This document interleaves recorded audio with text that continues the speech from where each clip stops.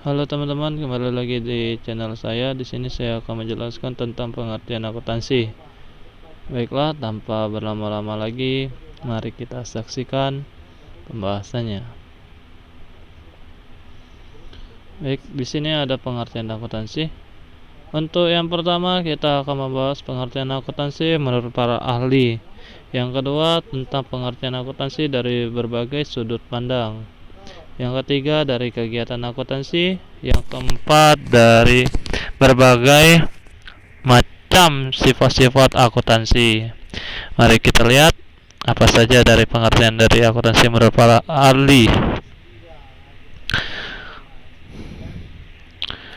Yang pertama, ada pengertian dari American Accounting Association atau disingkat dengan AAA. Menurut association tersebut, akuntansi adalah proses mengidentifikasi, mengukur, dan melaporkan informasi ekonomi untuk memungkinkan adanya penilaian dan keputusan yang jelas dan tegas bagi pihak pemakai informasi.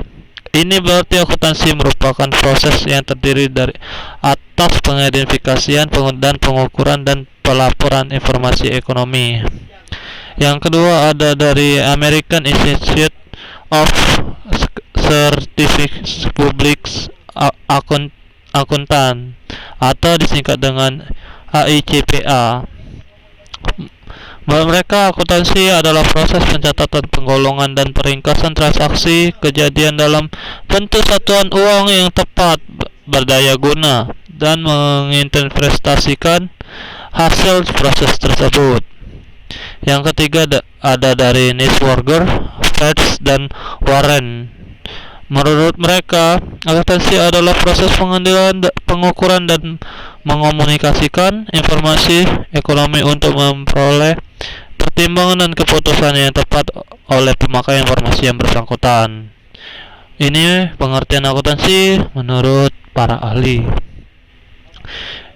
Yang kedua, ada pengertian akuntansi dari berbagai sudut pandang. Pengertian akuntansi dari berbagai sudut pandang. 1. Ditinjau dari segi pemakaian. Akuntansi menyediakan informasi yang diperlukan untuk melaksanakan kegiatan secara efisien dan mengevaluasi kegiatan secara entitas. Informasi yang akuntansi diperlukan. 1. Untuk membantu manajemen membuat perencanaan yang efektif, melakukan pengawasan, serta mengambil keputusan. Yang kedua, sebagai mempertanggungjawabkan entitas kepada pihak eksternal. Yang kedua, ada ditinjau dari segi kegiatan. Akuntansi adalah proses pencatatan, penggolongan, peringkasan, pelaporan, dan penganalisaan data keuangan suatu entitas. Yang ketiga, ditinjau dari segi bahasa. Akuntansi berasal dari kata kerja yaitu to account, yang berarti perhitungan, memperhitungkan.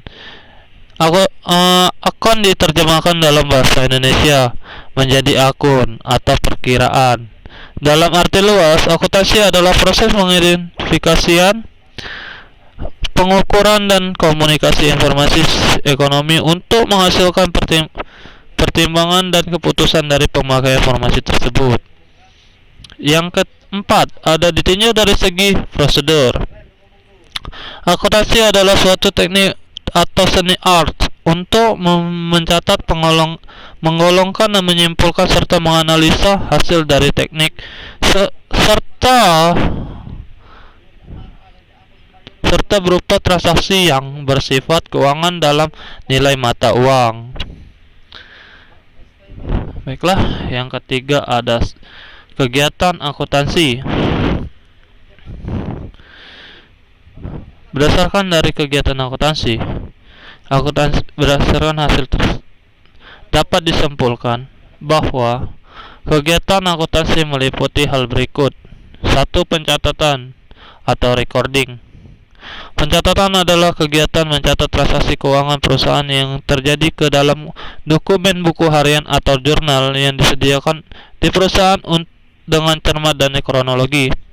Maksudnya teman-teman di sini adalah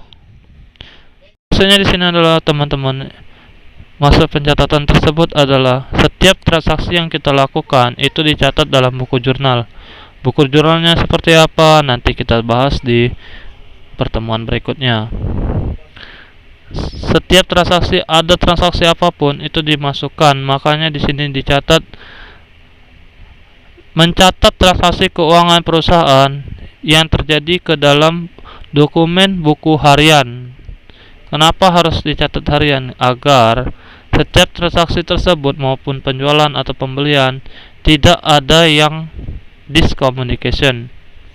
Yang kedua ada penggolongan. Penggolongan merupakan kegiatan pengelolaan transaksi keuangan perusahaan perusahaan dalam kerelaan buku besar. Maksudnya teman-teman di sini, setiap akun atau setiap perkiraan itu dimasukkan di dalam buku besar yang berbeda. Seperti apa? Contohnya, kas dikelompokkan dengan akun kas semua, piutang dengan akun piutang, penjualan dengan akun penjualan, pendapatan dengan akun pendapatan, beban gaji itu dipisahkan. Walaupun sama-sama beban gaji, beban sewa itu dipisahkan menurut kolom-kolomnya nanti. Yang ketiga, peringkasan atau summarizing. Peringkasan merupakan kegiatan meringkas transaksi keuangan yang sudah digolongkan ke perkiraan buku besar ke dalam neraca saldo. Maksudnya teman-teman di sini, dari yang kita kelompokkan dari kas tersebut, kas itu ada banyak. Nanti kita di akhirnya itu yang dilihat saldo akhir. Saldo akhir tersebut maka dimasukkan ke neraca saldo, agar nanti kita akan mendapatkan balance antara debit dan kredit. Di situ teman-teman yang dimaksud dengan meringkas. Terus yang keempat ada laporan atau reporting. Reporting yang dimaksud adalah menyusun laporan keuangan yang terjadi atas laporan laba rugi, laporan laba yang ditahan PT dan neraca. Maksudnya teman-teman di sini pelaporan adalah dari yang kita buat laba rugi, catatan atas laporan keuangan, neraca. Pokoknya apapun yang termasuk dalam laporan keuangan, kita harus melaporkan kepada manajer keuangan. Apapun itu, maupun laba ataupun rugi, itu harus dilaporkan sesegera mungkin pada manajer keuangan, karena di situ akan ada planning lain untuk menggerakkan suatu sistem atau organisasi dalam perusahaan agar perusahaan tersebut bisa memperbaiki secara tepat.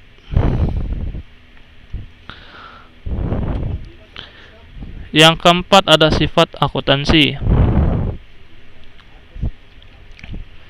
Sifat akuntansi. Berikut ini beberapa citra atau gambaran tentang sifat akuntansi.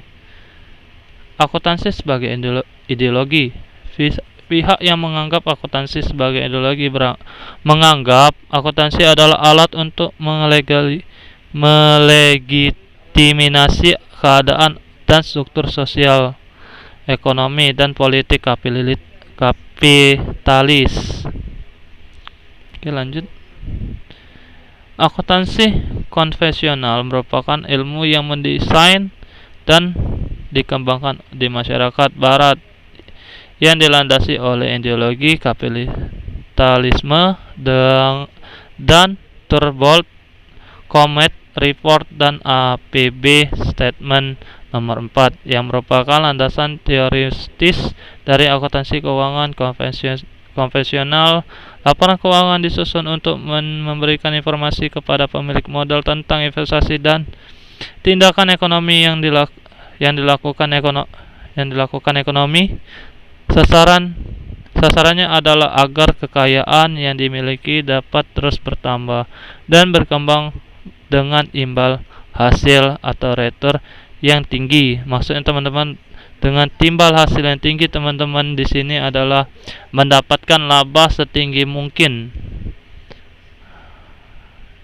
Imbal hasil atau return yang tinggi itu artinya teman-teman itu mendapatkan laba yang sangat tinggi.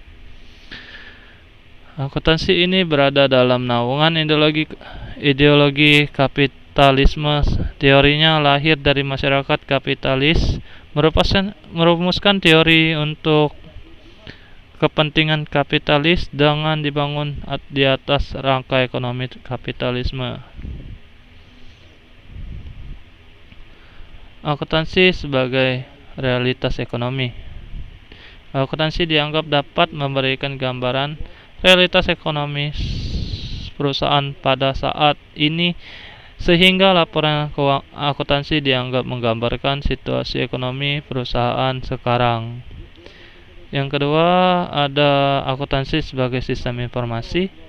Akuntansi merupakan teknik untuk menggambarkan proses menghubungkan sumber data dengan para penerima informasi melalui kanal komunikasi. Akuntansi merupakan siklus yang disebut dengan accounting cycle, yaitu memproses bukti transaksi menjadi informasi yang kita kenal dengan laporan keuangan yang dapat dipergunakan masyarakat untuk proses mengambil keputusan. Yang ini benar yang seperti saya jelaskan tadi. Dari transaksi-transaksi perharinya kita kumpulkan, kita masukkan ke jurnal, kita masukkan ke buku besar. Nanti akan ada namanya laporan keuangan. Laporan keuangan itu nanti diserahkan kepada manajer keuangan maupun pada atasan. Nanti di situ atasan akan membagikan kepada pemegang saham lainnya untuk melihat laporan keuangan kita sedang naik atau sedang turun. Di situ dapat membagikan hasil laba atau menambahkan investor untuk menanam modal kembali kepada kita. Yang keempat, ada akuntansi sebagai sistem pertanggungjawaban. Akuntansi dapat dijadikan sebagai media untuk mempertanggungjawabkan pengolahan suatu entitas atau perusahaan. Dengan adanya akuntansi, sumber kekayaan yang dikelola dapat ditelusuri dan dapat diketahui arus masuk dan keluarnya. Jadi pelaporan keuangan berfungsi baik sebagai informasi maupun sebagai mempertanggungjawabkan. Ini teman-teman, di sini ada perbedaan akuntansi keuangan dan akuntansi manajemen. Saya jelaskan tentang akuntansi keuangan dulu. Akuntansi keuangan atau financial accounting merupakan bidang akuntansi yang menyajikan informasi keuangan yang terutama ditujukan kepada penggunaan eksternal ataupun pihak luar perusahaan. Pihak luar perusahaan seperti yang telah dijelaskan sebelumnya terdiri dari atas pihak yang berkepentingan meliputi pemegang saham, calon pemegang saham, kreditur, pemerintah, dan lain sebagainya. Informasi ini juga digunakan oleh pimpinan tertinggi perusahaan atau eksekutif manajemen sebagai pihak yang mempertanggungjawabkan atas kegiatan perusahaan secara keseluruhan. Informasi keuangan ini merupakan untuk mempertanggungjawabkan manajemen perusahaan kepada pemilik perusahaan atau pemegang saham. Maksud teman-teman di sini adalah mempertanggungjawabkan manajemen perusahaan kepada pemilik saham adalah atas laporan keuangan tersebut nanti dipertanggungjawabkan apakah laporan tersebut sudah benar ataupun salah. Disitulah nanti akan ada planning atau rencana untuk lebih majunya perusahaan. Baiklah, akuntansi manajemen.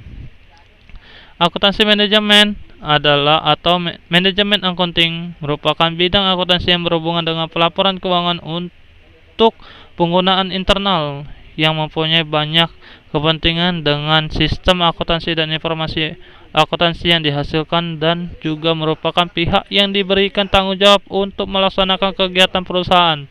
Penggunaan internal yang dimaksud di sini adalah manajemen perusahaan baik tingkat atas, tingkat menengah maupun tingkat bawah. Baiklah teman-teman, di sini saya akan menjelaskan apa yang dimaksud dengan pihak internal.